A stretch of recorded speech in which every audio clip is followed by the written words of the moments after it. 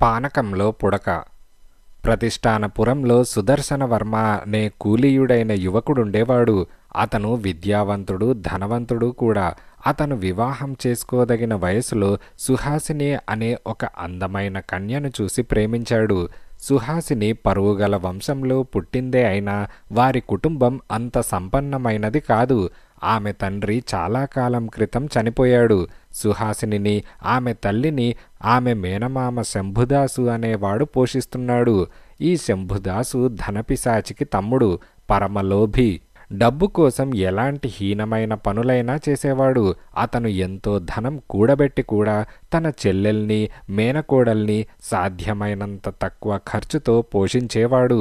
తన మేనకోడలు సుహాసినికి పెళ్లి చేసే భారం తన పైన ఉండటం చేత ఆమెను ఎవడో ఒకడికి ముడిపెట్టి తన భారం దించేసుకుందామనుకున్నాడు. అయితే శంభుదాసు తెచ్చిన సంబంధాలన్నిటికీ సుహాసిని తీవ్రంగా ఆక్షేపణ తెలిపింది.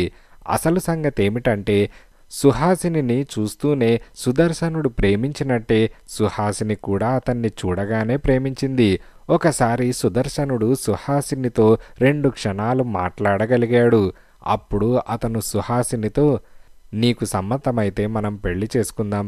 పెళ్లి మాటలు ఎవరితో మాట్లాడాలో చెబితే ఆ ప్రయత్నం చేస్తాను అని అన్నాడు. మాకు రక్షకుడు మా మేనమామ శంభుదాసు గారు. ఆయన ధాన్యం వ్యాపారం చేస్తుంటాడు. ఆయన ఇల్లు ఫలానా చోట అని సుహాసిని సుదర్శనుడికి చెప్పింది. ఆ రోజే సుదర్శనుడు తన స్నేహితుణ్ణి శంభుదాసు దగ్గరకు పంపి సంగతి సందర్భాలు చెప్పి తనకు సుహాసినికి పెళ్లి జరిగేటట్టు చూడమన్నాడు. సుదర్శనుడు చాలా గొప్ప వంశానికి చెందిన వాడని, గొప్ప ధనికుడని తెలియగానే శంభుదాసు గుండె ఆగిపోయింది. ఈ పెళ్లి చేస్తే తనకు ఎంత ఖర్చైనా అవుతుంది. అదీగాక సుదర్శనుడి వంటి అల్లుడు వచ్చినాక తన చెల్లెలు తనను దేవుడల్లే చూడటం మానేస్తుంది. ఇప్పటిలాగా తాను వారిద్దరినీ శాసించలేడు. ఇదంతా ఆలోచించి పరమలోభి, కర్కోటకుడు అయిన శంభుదాసు సుదర్శనుడికి తన మేనకోడల్నిచ్చి పెళ్లి చేయ నిరాకరించాడు. అంతటితో పోనివ్వక అతను తన చెల్లెలి ఇంటికి వెళ్ళి, సుహాసిని ధనికులైన కుర్రవాళ్లకు గాలం వేస్తున్నది. డబ్బున్న కుర్రవాళ్లు ఎలాంటి వాళ్ళో నాకు తెలుసు. నేను దానికి తగిన సంబంధాలు తెస్తే అది తోసి పారేసింది. దాని కళ్ళు నెత్తికెక్కాయని అప్పుడే అనుకున్నాను అని తన చెల్లెలితో అన్నాడు. అన్నయ్య, పిల్ల ఇల్లు కదిలి ఎక్కడికి వెళ్ళటం లేదు. సాయంకాలం నేను గుడికి వెళ్ళేటప్పుడు నా వెంట వస్తున్నది. ఇద్దరము తిరిగి ఇంటికి వచ్చేస్తాం అని సుహాసిని తల్లి అన్నది. మరికనేం, సాయంకాలం అప్పుడే పొగరుబోతు కుర్రవాళ్లందరూ వీధులలో వేటగాళ్లలాగా తిరుగుతారు. రేపటి నుంచి ఒక పని చెయ్యి. నేను కూడా రోజు దేవుడి దర్శనం చేసుకుంటూనే ఉంటాను. కానీ సాయంత్రం వేళ కాదు, తెల్లవారు జామున. అప్పుడు గుడికి అర్చకుడు తప్ప ఎవరూ రారు. జనం రావటం మొదలుపెట్టే వేళకు తిరిగి ఇంటికి చేరుకోవచ్చు అని శంభుదాస్ అన్నాడు. శంభుదాసు ఎన్నో పాపాలు చేస్తే గాని డబ్బు సంపాదించలేనివాడు కావటం చేత ఆ పాపాలన్నీ పోగొట్టుకునేందుకు రోజు తూర్పు తెల్లవారక ముందే గుడికి వెళ్ళి దేవుడి ముందు చెంపలు వేసుకొని మళ్ళీ పాపాలు చేయటానికి హడావిడిగా ఊరి మీద పడేవాడు. అన్న చెప్పిన దానికి ఎన్నడూ వ్యతిరేకించని చెల్లెలు సాయంకాలం పూట గుడికి వెళ్ళటం మానేసి సుహాసినితో సహా తెల్లవారుజామునే దేవుడి దర్శనానికి వెళ్ళటం మొదలుపెట్టింది. సుదర్శనుడు సుహాసినిని రోజూ చూసి సంతోషించగలందులకు ప్రతి సాయంకాలము పనిగట్టుకుని గుడికి వెళ్తూ వస్తున్నాడు. తల్లి వెంట ఉండటం చేత సుహాసిని తన ప్రియుడితో మాట్లాడే అవకాశం ఏమాత్రం లేకపోయినా అతనిలాగే చూసి సంతోషించేది. అతను కేవలము తనను చూడటం కోసమే రోజు గుడికి వస్తున్నందుకు ఆమెకు ఎంతో తృప్తి కలిగేది. అయితే శంభుదాసు అడ్డుపడటం వల్ల సుదర్శనుడికి సాయంత్రం వేళ గుడిలో సుహాసిని కనబడటం మానేసింది. 2 రోజులు వరుసగా ఆమె కనిపించకపోయేసరికి అతనికి పిచ్చెత్తినట్టయింది. ఆమె ఇంటి మీద తన మనుషులను నిఘా ఉంచి సుహాసిని తెల్లవారుజామునే గుడికి వెళ్తున్నదన్న సంగతి తెలుసుకున్నాడు. అతనికి పొద్దెక్కి లేచే అలవాటున్నది. సుహాసిని కోసం అతను చీకటితోనే లేవటం అలవాటు చేసుకొని తాను కూడా అదే సమయానికి గుడికి హాజరయ్యాడు. సుహాసిని ఒక్క క్షణం పాటు మాత్రమే అతన్ని చూసింది. ఆమె కళ్ళు మెరిశాయి. కానీ అతనికేసి ఆమె మళ్ళీ చూడలేదు. దానికి కారణం ఆమె వెంట ఉన్న శంభుదాసు. ఆ మనిషే ఆమె మేనమామ అయి ఉంటాడని సుదర్శనుడు సులువుగా గ్రహించాడు.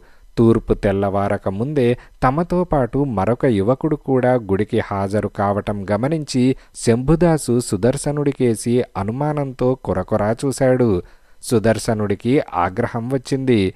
శంభుదాసు గురించి అతను అదివరకే చాలా విషయాలు తెలుసుకొని ఉన్నాడు. ఆయన నానా గడ్డి కరిచి డబ్బు సంపాదించటమే కాక సుహాసినిని, ఆమె తల్లిని పోషిస్తున్నట్టు నటిస్తూ చాలా హీనంగా చూస్తున్నాడు. ఇంతకన్నా కూడా సుదర్శనుడికి కోపం తెప్పించిందేమిటంటే శంభుదాసు సుహాసిని తనను పెళ్లాడి సుఖంగా ఉండటానికి రాహులాగా అడ్డుపడ్డాడు. శంభుదాసుకు తగిన ప్రాయశ్చిత్తం ఎలా చేయటమా అని ఆలోచించి సుదర్శనుడు ఒక నిర్ణయానికి వచ్చాడు. అతను తిన్నగా గుడి ధర్మకర్త వద్దకు వెళ్ళి, అయ్యా ధర్మకర్త గారు, మన దేవాలయం ఎందరో అనాథలను పోషిస్తున్నది. కానీ అనాథ పరమ భక్తుడు అయిన ఒక పెద్ద మనిషి, దేవుడి దయకు పాత్రుడైన వాడు పైకి కానరాని దారిద్ర్యం అనుభవిస్తున్నాడు. ఆయన పేరు శంభుదాసు అని విన్నాను. ఆయన ఒకప్పుడు తాను తిని ఇతరులకు పెట్టగలిగేవాడట. అయితే తాగుడు, జూదము మొదలైన వ్యసనాలకు బానిస అయి పూర్తిగా చితికిపోయాడు. కానీ తన దారిద్ర్యాన్ని గాని తన దైవ భక్తిని గాని లోకానికి తెలియనివ్వడు. ప్రతిరోజు చీకటితో దేవాలయానికి వచ్చి దేవుడికి మొక్కి వెళ్ళిపోతూ ఉంటాడు. మీరు ఏ రోజు తెల్లవారుజామున గుడికి వెళ్ళినా కనిపిస్తాడు. రేపు వచ్చే రథసప్తమికి బీదలకు అన్నదానాలు, వస్త్రదానాలు చేసేటప్పుడు దేవాలయంలో నుంచి తృణమో పనమో ఆయనకు కూడా ఇప్పిస్తే బాగుంటుందని తోచింది. తర్వాత మీ ఇష్టం అని అన్నాడు. ధర్మకర్త అనాథలంటే చాలా దయగలవాడు. పూజారిని అడిగి ఒక పెద్ద మనిషి రోజు చీకట్లో ఆలయానికి వస్తున్నాడన్నది రూఢీ చేసుకున్నాడు. తర్వాత ఒకరోజు ఆయన శంభుదాసును స్వయంగా చూశాడు కూడా. రథసప్తమి వచ్చింది. ఆ రోజు గుడికి చాలామంది వచ్చారు. శంభుదాసు తన చెల్లెల్ని, మేనకోడల్ని వెంట తెచ్చాడు. సుదర్శనుడు తన స్నేహితులను 10-12 మందిని వెంట తెచ్చాడు. ధర్మకర్త ఆ రోజు దగ్గరే ఉండి పూజలు, అభిషేకాలు జరిపిస్తున్నాడు. శంభుదాసును చూడగానే ధర్మకర్త చిల్లర డబ్బుల మూట ఒకటి తెచ్చి శంభుదాసు చేతిలో ఉంచి, ఇది దేవుడి ప్రసాదం. మీరు సమస్త వ్యసనాలకు లోనై చితికిపోయారని తెలిసింది. తాగుడు, జూదము, వ్యభిచారము లాంటివి ఎవరినైనా జయిస్తాయి. కానీ మీరు వాటిని జయించారని విని నాకు చాలా ఆనందమైంది అని అన్నాడు. శంభుదాసుకు ధర్మకర్త అనేది ఏమీ అర్థం కాలేదు. ఆయన మూట విప్పి చూస్తే అందులో రాగి డబ్బులున్నాయి. అయ్యో పాపం, ఎంత భక్తుడో అంటూ సుదర్శనుడు, అతని వెంట వచ్చిన మిత్రులు ఆ మూటలో చిల్లర డబ్బులు వేశారు. శంభుదాసు కోపంతో అరుస్తూ, ఏమిటిదంతా, నేనెవరనుకున్నారు, ముష్టివాణ్ణనుకున్నారా అని తందనాలాడాడు. సుదర్శనుడు తన మిత్రులతో సహా చల్లగా బయటకు జారుకున్నాడు. ఈ వార్త త్వరలోనే ఊరంతా తెలిసింది. శంభుదాసును చూసి అందరూ నవ్వసాగారు. ఆయనను ఎరుగున్న వాళ్ళు, ఏమయ్యా తాగడం మానేశావట, మాతో చెప్పనన్నా లేదేం, చిల్లర డబ్బులు కావాలంటే గుడిదాకా ఎందుకు వెళ్ళటం, మేం లేమా, మమ్మల్నడుగు అంటూ హేళన ప్రారంభించారు. తర్వాత సుదర్శనుడు సుహాసిని ఇంటికి వెళ్ళి శంభుదాసు వాళ్లకు తనకు చేసిన అన్యాయం గురించి చెప్పి తాను సుహాసినిని పెళ్లాడగోరుతున్నానని, తానే వారికి అండగా ఉంటానని అన్నాడు. ఇందుకు సుహాసిని తల్లి చాలా సంతోషించింది. సుదర్శనుడికి సుహాసినికి యథావిధిగా పెళ్లి జరిగింది.